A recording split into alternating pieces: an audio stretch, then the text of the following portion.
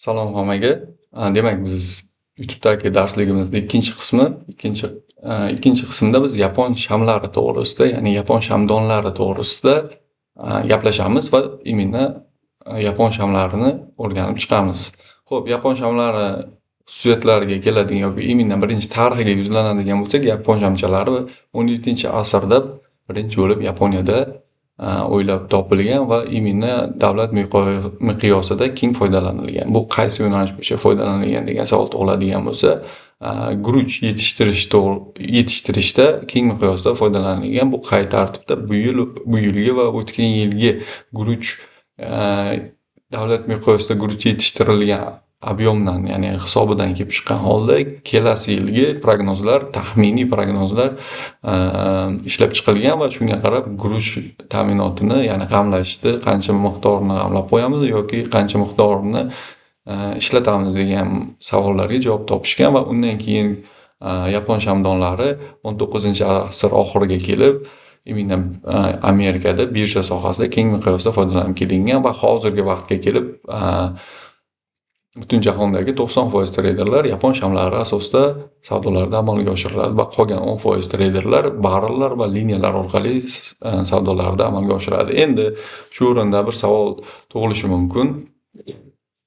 Именно yapon shamchalari bizga asosan qanaqa ma'lumotlar, informatsiyalarni beradi degan savol tug'ilishi mumkin. Yapon shamlari bizda asosan trend yo'nalish bo'yicha 4 ta nuqta bilan beradi va shu taraflama barrel va liniyaga nisbatan ko'proq ma'lumotni olishimiz mumkin. Bu qay tartibda? Bizda birinchi masalan o'suvchi trendimizni ko'radigan bo'lsak, birinchi bo'lib narxning ochilish nuqtasi va minimum va maksimum daraja va yopilish nuqtani shakllantiradi. Именно tushuvchi trend jarayonida ochilish nuqtasi, maksimum, minimum va yopilish nuqtasini beradi. Ya'ni bizga 4 ta asosiy qismni, 4 ta asosiy informatsiyani beradi.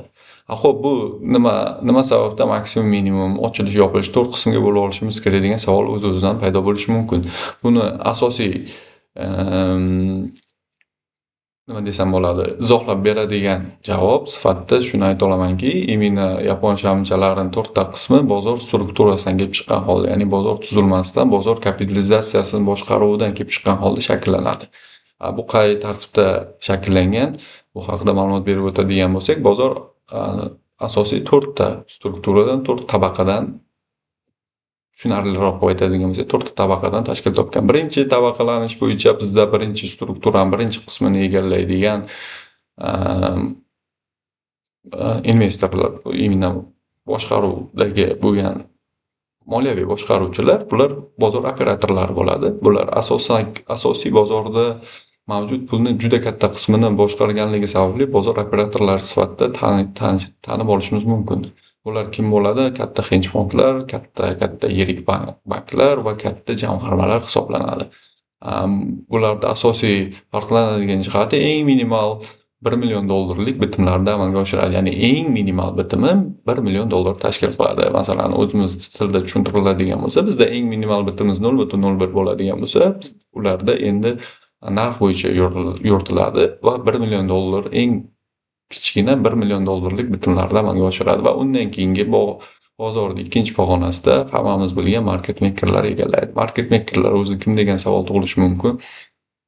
Juda katta investitsion shotlarni boshqaruvchi va shu bilan bir qatorda tijoriy banklar, davlatlardagi tijoriy banklar, nodavlat tijoriy banklar bo'lib, bular market makerlar deb nomlanadi va bularni umuman olganda eng minimal lotlari $100 ming tashkil qiladi va undan keyin bozorning 3-pog'onasida brokerlar turadi. Brokerlar shu o'z nomi bilan katta kapitalizatsiyani qamrab olgan holda retail treyderlar bozorga chiqarish yo'nalish bo'yicha tashkil qilingan kompaniyalar hisoblanadi. Va bularning eng minimal bitimlari $10 ming tashkil qiladi va eng oxirida ko'hni oshxonada savdo qiluvchilar, ya'ni biz retail treyderlar nima sababdan oshxona deyilishini asosiy urg'usini tushuntirib o'tib ketaman. Ko'pchilik brokerda ko'hnisida savdo qilyapsan, boshqa degan savol tug'ilishi mumkin. Hamma bir-birakayga agar kimki brokerdan ro'yxatdan o'tgan bo'lsa, ko'hnida avtomatik savdo qiladi. Nima sabab degan savolga qisqacha tushuncha berib ketaman. Bozordagi aniq birjadan kelib turgan grafika biz ko'ra olmaymiz. Nima sababdan? Hammamiz через brokerdan ro'yxatdan o'tganimizdan keyin biz именно broker serverda savdolarni amalga oshirishga majburmiz. Ya'ni broker bergan grafikalarda biz savdolarni amalga oshirishimiz kerak. Buni asosiy sabablari biz to'g'ridan-to'g'ri bozordagi ob'yomlar bilan ishlaydigan bo'lsak, broker hech qanday spread yoki hech qanday komissiyasini qo'yib bera olmaydi bizga. Va uni hisoblab chiqish imkoniyati ham yo'q. Shuning sababli brokerning o'zini grafikasida savdo qilamiz va broker o'zini komissiyalarini va spreadlarini olish imkoniyatiga ega bo'ladi. Buni menimcha qo'rqinchli joyi yo'q, chunki kimki broker orqali savdo qilayotgan hamma $100,000 shot boshqarayotganlar ham 500,000lik ham $1 million shot boshqarayotganlar ham hammasi brokerdan ro'yxatdan o'tgan har qanday trader, demak, kuxnyada savdo qiladi. Shu bilan bir qatorda biz ham. Va bu kuxnyada savdo qiladigan treyderlar $100 dan boshlab bir necha ming dollargacha bo'lgan bitimlarda amalga oshiradi. Eng minimal bitimlar sifatida qabul qilinadi.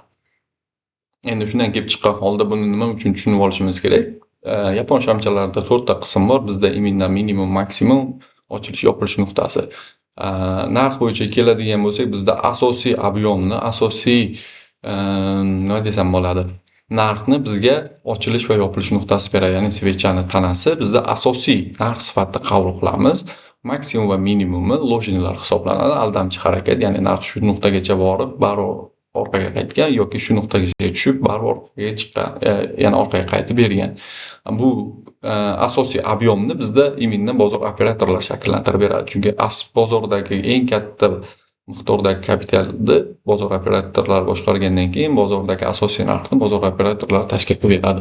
Va undan keyin yana biz tushunishimiz kerak bo'ladigani market maker va brokerlardan kelib chiqqan holda soyalar shakllanadi va market makerlar aslında bizda lojnilarni, ya'ni aldamchi harakatlarni taqdim qilib beradi.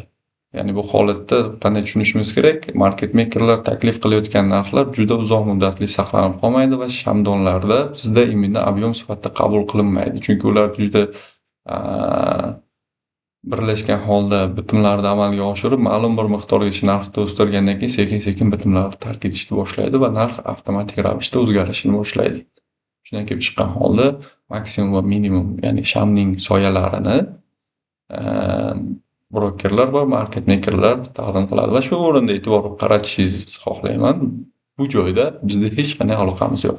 Shundan kelib chiqqan holda bozorda savdo qilguncha o'yin sifatida qabul qilmanglar va risk psixologiyaga qattiq amal qilgan holda savdo qilinglar. Chunki bozorga biz xohlaganimiz bilan ta'sir o'tkaza olmaymiz. Chunki birinchi darsda tushuntirib o'tib ketganimdek, bitta birjani bitta yo'nalish bo'yicha eng kamida $10 trillion kunlik оборудование bor. Bu juda katta summa. Qayta yana tushuntirib o'tib ketaman.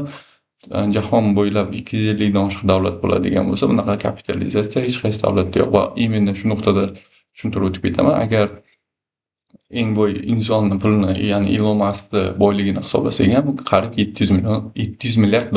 Hali $1 trillion yetgani yo'q. Unaqa kapitalizatsiya ma'lum bir shaxs yo ma'lum bir tashkilotda yo ma'lum bir davlatda bo'lish imkoniyati yo'q hozircha. 10 trillion yoki boringki, o'shani 50% qismi $5 trillion оборудование, ya'ni mablag' yo'q.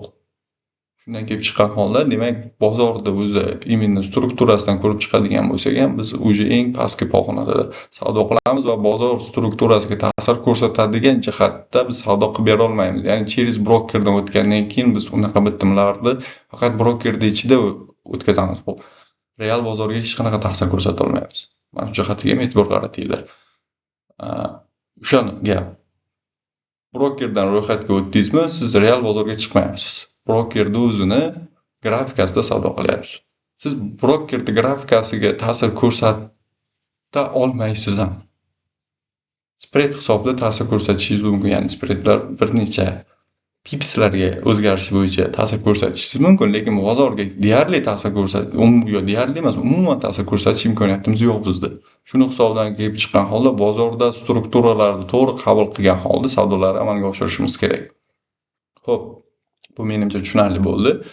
Undan keyingi tushunishimiz kerak bo'lgan holat bozorda shakllanadigan shamdonlar haqida. Shamdonlar shu grafikada ko'rib turgan shamdonlar shakllanadi. Asosan bozorda uchratishimiz mumkin bo'lgan bizda hozircha qariyb 13 tur, 15 turdagi shamlarimiz bor. Shu grafikada hozirgi именно slaydda, rasmda ko'rsatilgan shamdonlar bozorda asosan shakllanib beradi va bular o'sha yo'nalish bo'yicha boshqa nima desam trendlar bo'yicha shakllanib bozorda shu holatdagi shamlar xullas shakllanadi va bu holatdan kelib chiqqan holda biz shamdonlar mavzusida nimaga e'tibor qaratishimiz kerak? Asosiy urg'uni shunga beradigan bo'lsak, biz shamdonlarda asosiy urg'u qaratadigan joyimiz shamlarning patrni bor, ya'ni свечной patrnlarimiz bor, sham patrnlari bor. O'zi sham patrini nima deb tushunib olishimiz kerak? Oddiygina tushuntirib ketaman. Bozorda shakllangan sham deformatsiyaga uchragan sham bo'lishi kerak. Ya'ni standart shamda asosiy 4 ta aniq nuqta bo'ladigan bo'lsa, deformatsiyaga uchragan shamlarda bitta yoki ikkita nuqta avtomatik ravishda yo'qolib qoladi. Yo'q bo'lib qoladi. Oddiy misol, masalan, molotok shamimiz bor. Molotok shamiga e'tibor qaratadigan bo'lsak, masalan, mana bu holatdagi bizda minimum bor, ochilish va yopilish nuqtasi bor. Demak, maksimum daraja yo'q bizda. Ya'ni yuqoriga nisbatan soya shakllantirmagan yoki teskari bo'yicha maksimum bor, maksimum bor, yopilish va ochilish, pastda ochilish nuqtamiz bor. Xuddi shu holat bo'yicha yoki dojiga e'tibor qaratadigan bo'lsak, dojida maksimum minimum bor, ochilish yopilish nuqtasi bir nuqtada. Bu hozir ko'rgan formatsiyalarimiz har birida bittadan qism mavjud emas va именно bizda uzun oyoq yoki qabr toshi dojilari bor. Bularda bizda именно ko'rishimiz mumkin minimum va ochilish yopilish nuqtasi bitta nuqtada qolib ketgan. Bunda ikkita qism yo'q. Bunisida ham xuddi shunday maksimum bor, minimum va ochilish va yopilish nuqtasi bir nuqtada qolib ketgan. Demak, ikkita qism yo'q bunda. Mana shu holatlar bo'yicha yoki mana markaziy davomiylik birinchi bo'lib bozorda davomiylik, ya'ni narx davom etishini bildiradigan shamimizda ochilish va yopilish nuqtasi mavjud. Bizda именно maksimum minimum shamlar yo'q. Ya'ni standart shamga nisbatan deformatsiyaga uchragan, ya'ni ma'lum bir qanaqadir qismi bitta yo ikkita qism yo'q bo'lgan shamlar bizda patrnlar bo'lib beradi. Xo'p, faqat biz patrnlarda savdo qilamizmi degan savol tug'ilishi mumkin. Yo'q, bizda o'sha svechani o'zi har bir time frameda shakllanib beradi. O'sha svechalar, standart svechalarimiz ham shundan kelib chiqqan holda qanday tushunishimiz kerak? Standart svechalar ham bizda immuniy narx bo'yicha konkretniy bitimlar beradi. Faqatgina razvorot nuqtalarida yoki immuniy trend davomiyligi bo'yicha patrnlardan foydalanadi. Qolgan hamma joyda standart shamlardan foydalanamiz.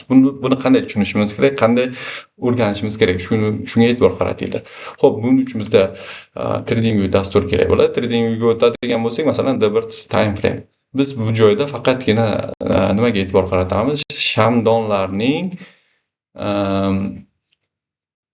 minimum va maksimumlariga asosiy urg'u qaratamiz. Ya'ni qay holatda, masalan, qisqacha qilib tushuntirib beradigan bo'lsak, bizda shamimiz shakllanyapti. Qay holatda? Mana bu shamdon. Masalan, o'suvchi sham deylik. Xo'p, hozir chizib olamiz. Va o'suvchi shamimizda maksimum minimum darajalari ma'lum bizda. Aniq maksimum va minimum darajalari bor va undan keyingi sham именно bizda shakllanib beryapti. Bizda ya'ni shu har doim narx kuzatish uchun ikkita. Bugungi kun va kelajak, o'tmish kerak bo'ladi. Biz kelajakda oldindan prognoz qilishimiz uchun, hech bo'lmaganda taxminiy prognoz qilishimiz uchun ikkita sham kerak bo'ladi. Ya'ni o'tmish bilan hozirgi vaqt bizga kelajakda taxminiy yo'nalishini aniqlab olishimiz mumkin va undan keyingi sham ham bizda o'suvchi holat beryapti. Mana bu holatni qayd etsa va xuddi shu holat bo'yicha mana bunday yopilib beradigan bo'lsa, biz e'tibor qaratishimiz kerak bo'ladi. Demak, biz o'tmishdagi именно ложni bergan maksimumga nisbatan narx o'sib beryapti. Ya'ni o'suvchi trend jarayonida birinchi shamimizning maksimum darajasini keyingi shamimiz yorib qo'yapti. Bu degani bizda 70% aniqlik bilan keyingi shamimiz yuqoriga harakatlanib beradi. Va undan keyingi sham ham именно shu o'zidan oldingi shamni maksimum yorib qo'yadigan bo'lsa, demak undan keyingi sham ham, demak biz har ikkita shamdan keyin aniq narxni bilib olishimiz mumkin bo'ladi. Demak, bu holatni ko'rdik, bizda bor, xuddi shu holatimiz bor. Bundan keyingi sham 70% garantiya bilan yuqoriga yurib beradi. Demak, undan keyingi sham ham yurib bergandan keyin biz именно maksimum, mana bu shamimizni maksimum darajasi yoriladigan bo'lsa, keyingi shamimizni ham yana base sifatida qabul qilishimiz mumkin. Xuddi shu holatni masalan bozorda ko'rib chiqamiz. Xo'p, bular bizga kerak emas, o'chirib tashlaymiz hammasini. Xo'p, masalan, oddiygina bir shamimiz ko'radigan bo'lsak, bizda birinchi grafikamiz bo'yicha, masalan, mana bu kunda biz keldik. Bu kunda keldik. И keyin именно e'tibor qaratadigan joyimiz razворотный jarayonlarda ham именно shu holatni ko'rishimiz kerak. Masalan, shuni ham birdan tushuntirib o'tib ketay. Razvorot buni o'zidan ham aniqlashimiz mumkin. Bizda shamimiz qayerga ketdi? Shamni olib olamiz endi. Yaxshi inson emas ekansizlar. Qo'yib qoldi. Uzr, o'chirdim ko'zim hozir. Xo'p, bizda masalan uchinchi sham deb olaylik. Mana shuni selga nisbatan shakllangan sham va undan keyingi sham bizga bay sifatida shakllanib bersa, ya'ni o'suvchi sham, undan keyin sham bizga formatsiya bermasdan turib, ya'ni shu holatdan kuzatishimiz mumkin. Faqatgina biz shunday trend davomiyligi bo'yicha ishlaymiz degani emas, mana bu holatda bo'ladi va bizda bu holatda yashil shamimiz kerak bo'ladi. Yashil sham mana shu holatda shakllanib, ya'ni bu maksimum yorib beradigan bo'lsa, biz razvorot sifatida qabul qilamiz. Bunda ham imida minimum maksimum bor, ya'ni narxning ushlab olish nuqtamiz mana shu bo'ladi birinchi bo'lib bizda. Razvorotni informatsiya beryapti, imina engulfing bo'lib berish shart emas. To'g'ri, engulfing informatsiyamiz ham bor, ko'pchiliklaringiz bilasizlar. Imina bizda masalan uzun soya qoldirib, ya'ni engulfingda imina sel yutib berish kerak. Buni keyingi darslarda tushuntirib o'tib ketaman, patronlarni alohida tushunamiz. Mana bu holat bo'yicha, mana bunday holatda shakllanib beradigan bo'lsa ham, biz imina qabul qilishimiz mumkin. Buni biz razvorot berdi va undan keyingi sham bizda imina shu narx yo'nalish bo'yicha shakllanib berib, ya'ni buni yorib berib yopiladigan bo'lsa, kichikroq bo'lsa ham mana shu bizda maksimum darajani yorib beradigan bo'lsa, o'zidan oldingi shamni, demak biz keyingi shamni bayga ishlash uchun harakat qilishimiz mumkin yana. Undan keyin e'tibor qaratadigan nuqta bor, atarni hali alohida dars qilib beraman.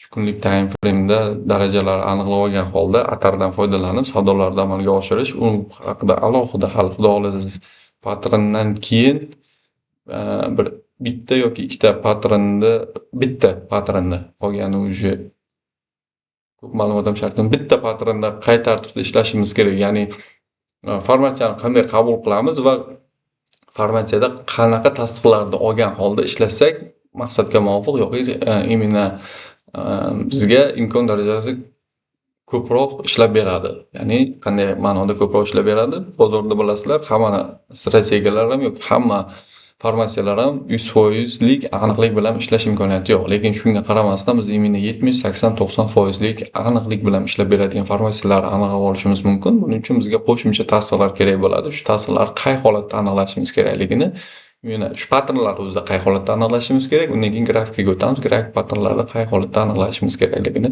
tushuntirib o'taman.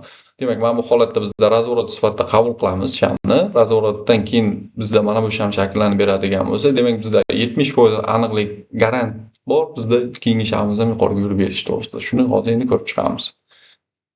Mana shu holatni bozorda, real bozorda ko'ramiz. Masalan, D1 time frame'da turibmiz. D1 time frame'da nima kerak? Bizda imina shu shamlarni yo'nalish bo'yicha mana ko'rib turibsizlar, har bir minimum yechilgandan keyin narx selga qarab yuravergan. Mana bu oxirida ham mana minimum yechilyapti, baribir narx selga qarab yuryapti. Undan keyingi narx imina bizda minimum yechib bermayapti.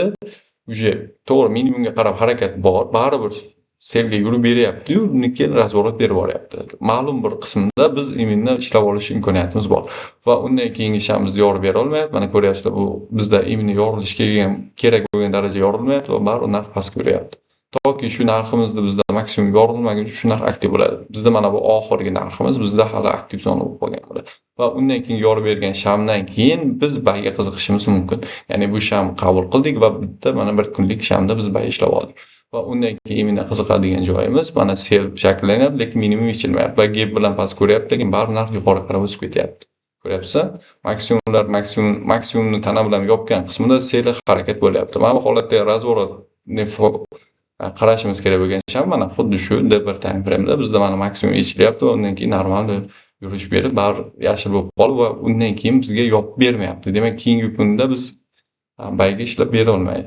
Bayga ishlash ehtimolligi 50-50 holat bo'yicha qolib ketyapti va undan keyin bitta selga nakapleniya va undan keyin yana shu holat, balki mana bu yerda ko'rishingiz mumkin, bu gap bilan ochilyapti. Endi bozorda struktura buzilishi, strukturaning imkon darajasi keling. H1 time frame'da ko'raylik. Yoki H4 time frame'da. Uzr, internetim o'chib qolibdi. Hozir internetim pachkul jetib olay men. Internetni yopib olamiz. Internet подключить qilamiz.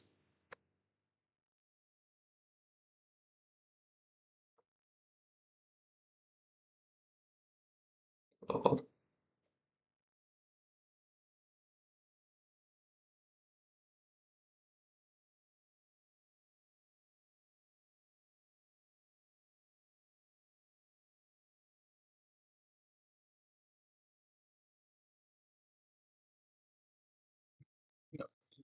Dunyo darajasi shamlar bo'yicha faqat narx yo'nalish bo'yicha savdo qilishni xohlasangiz, kattaroq time frame, eng kamida eng minimum H1 time framedan foydalaninglar. Ya'ni sham bilan savdo qilaman desangiz, mana bu holat bo'yicha ham ko'radigan bo'lsak, masalan, narx hozir idealni o'sib ketyapti va razvorotda endi ko'rishlaringiz mumkin. Mana bu holat bo'yicha hali razvorotda. Agar shamimiz hozir 15 ming ichida shunday yopib beradigan bo'lsa, 70% aniqlik bilan yana narximiz qarab yurib ketadi. Hozir real bozor bo'yicha va mana bu yerda ko'rishingiz mumkin, sham bizda yorib qo'yapti, yuryapti, yorib qo'yapti, yuryapti, yorib qo'yapti, yuryapti, yorib qo'yapti, yuryapti. Mana bu уже to'xtadi. Endi mana shu joyda sal kutishimiz kerak bo'lib qoladi va undan keyin ham yorib qo'yib yopildi va undan keyin ham yorib qo'yib yopilishini kutishimiz kerak va yorib qo'yib yopildi bayiga. Undan keyin ham yorib qo'yib yopildi bayiga. Shu o'rtada bitta stop bilan ishlashimiz kerak har doim. Bitta shamni o'tkazib yuborib, qay holatda formatsiya beryapti. Ya'ni bitta masalan keling, mana bundan ko'radigan bo'lsak, biz mana buni ko'rdik va undan keyin shamni taslim bergandan keyin bunda ishlaymiz va bu shamni o'tkazamiz. Bu sham o'tdi, buni maksimum eshitdim, bo'ldi. Bu shamda ishlaymiz. Undan keyin bu shamni o'tkazamiz. Bu shamda уже bizga поглощение bermayapti, bo'ldi, to'xtadik biz. Undan keyin bu sham mana поглощение bermayapti, bo'ldi, to'xtadik. Undan keyin sham bizga поглощение berdi, o'zi qo'shildik biz bayiga yana ishlab oldik va undan keyingi shamga to'xtaymiz, bu shamni kutamiz, shakllanishini, bu shamni yana maksimum yorib berib, bo'ldi, bu shamga ishlaymiz. Demak, bu shamni kutamiz. Mana bu shamni kutamiz. Bu sham yorib bermadi, endi bu yoqda kutadigan joyi va o'sha imенно kutadigan joyimizda bizda razворот informatsiya, ya'ni mana bu tushib bizda minimum yechib qo'yadi. Mana bu shamda biz selga ishlab olish imkoniyatimiz bor edi va ishlab oldik ham deylik. Endi kutadigan jarayon mana bu H1 time frame biz kutadigan nuqtamiz. H1 time frame 13 minut ichida agar maksimum yechib yopilib qoladigan bo'lsa, demak narx katta ehtimol bilan bayiga ketib katta ehtimol bilan yopib qo'yadigan bo'lsa, 70% holat bo'yicha bayiga ketib beradi. 70% bo'yicha, ya'ni 10.7tasida imенно shu holat bo'yicha biz imенно bayiga поглощение olishimiz mumkin. Agarda buni yopolmasa yopilib qoladigan bo'lsa, keyingi shamni ko'ramiz, kuzatamiz. Ya'ni keyingi shamimiz bizda mana shu yashil shamimiz minimum yechib beradigan bo'lsa, undan keyingi shamdan yana biz selga qarab qiziqib ketishimiz mumkin. Selda ham xuddi shu holatlarni ko'rishimiz mumkin. Mana bizda birinchi holat shamimiz tushdi, masalan, buni ko'radigan bo'lsak, yo'q, mana поглощение bor. Bundan keyingi поглощение bor, mana bu yorib qo'ydi va biz bu yoqda selga qo'shildik va undan keyin kutadigan shamimiz. Ya'ni bitta shamda ishladikmi, keyingi sham formatsiyani kutamiz. Bizga beradimi yo'qmi? Agar u ham formatsiya beradigan bo'lsa, undan keyin shamga qo'shilib ketaveramiz. Formatsiya bermaydigan holat bo'ladigan bo'lsa, ikkitalab sham kutishga majbur bo'lib qolamiz. Mana shu holatda ideal informatsiya va bu yoqda formatsiya bermadi, bo'ldi, to'xtadik. Bu yoqda ham formatsiya bermadi, bu yoqda ham formatsiya bermadi, bu yoqda ham formatsiya bermadi va mana bu yerda formatsiyamiz bor. Bu sham maksimum yordi. Bo'ldi, biz bu bayiga qiziqdik. Bu formatsiya kutadigan joy. Kutdik, yo'q. Уже mana bu yechib qo'ydi. Уже kutishimiz, yechib qo'ygandan keyin bayiga qiziqishimiz kerak. Narx pastga tushgan sari bayiga qiziqib kelaveramiz va bizda yopilib berdi va narx kerakli darajaga o'sib berdi. Уже kutadigan joyimiz bu yoqda. Bizda yo'q. Selga formatsiya berdi-yu, lekin tasdiq yo'q hali bizda. Tasdiq bu undan keyingi shamimiz yashilga chiqib ketdi, ya'ni o'sha bizda razворотный informatsiya berdi. Demak, biz undan keyingi shamimiz bizda imенно yechib beradigan bo'lsa, qo'shilib ketadigan joy. Ko'rib turibsiz, yechib berdi, o'sha biz mana bayiga qo'shilib oldik. Bo'ldi, keyin kutadigan joyimiz maksimum yechib bera olmayapti. Bo'ldi, stop bizga nima bo'lyapti? Narx tushib kelyapti, buni yechib bera olmayman. Bo'ldi, to'xtaymiz bu yoqda. Keyin nima qilamiz? Kutdik, sham oxirida shakllandi va undan keyin sham yorib qo'ydi. Bo'ldi, biz bu yoqdan yana bayiga kiradigan shamimiz. Mana bundan narxni oldik, buni kutamiz. Bu chiqib berdi, bo'ldi, bundan qo'shilamiz. Bo'ldi, bundan kutamiz, bo'ldi, bunga qo'shilamiz, chiqdi, bo'ldi, buni oldik уже, bu keyin уже kutadigan joyimiz. Bizda поглощение yo'q, bo'ldi, kutamiz. Undan keyingisi bizga поглощение bo'ldi, bunga kirdik, bu поглощение oldik, bu shamda ishladik. Undan keyingi sham kutamiz, berdi, undan keyin mana bu shamga qo'shildik. Undan keyin bu shamni kutamiz, bu sham bermadi, demak keyingi sham kutamiz. Keyingi sham xo'p maksimum yordi, endi bizga tasdiq kerak. Tasdiq bo'yicha mana bu shamimiz ham bayiga beradigan bo'lsa, keyin yana bayiga qo'shilib ketamiz. Chunki o'rtada bizda mana bunaqa bitta bir holat shakllanib qoldi va undan keyin selga berib qo'ydi, ya'ni minimum yorib qo'ydi. Bo'ldi, yorildi, selga qo'shildik. Selga ishlab oldik. Uje keyingi shamni kutamiz biz. Keyingi sham hozir bayga qarab harakatlanyapti. Ya'ni mana shu holat bo'yicha yopilsak, demak, biz bayga qarab bitimlarni amalga oshirsak bo'ladi bemalol. Menimcha tushunarli bo'ldi. Mana shunday qilib, bozordagi shamlarda hisob-kitobini olgan holda ishlash imkoniyatimiz bor. Shuning bilan bugungi darsimiz ham, keyingi ikkinchi darsimiz ham tugadi. Kimdadir tushunmovchilik yoki savollar tug'iladigan bo'lsa, bemalol kommentariyaga yozishlaringiz mumkin va именно Telegram guruhni linkini qoldirib ketaman. Telegram guruhiga o'tib ham bemalol chatdagi bemalol kanalimiz bor. Kanalda chati bor. Chatiga o'tgan holda bemalol savollaringizni berishingiz mumkin. Hammaga rahmat. Sog' bo'lasizlar, omon bo'lasizlar. Imkon darajasi aktivlik kuchaytiraylik. Juda ham zo'r darslar kutib turibdi sizlarni. Вообще zo'r temalar bor hali. Ochilmagan qirralari ochilib ketadi, Xudo xolasa. Sog' bo'lasizlar, omon bo'lasizlar. Ajratgan vaqtlaringizga rozi bo'lasizlar avval.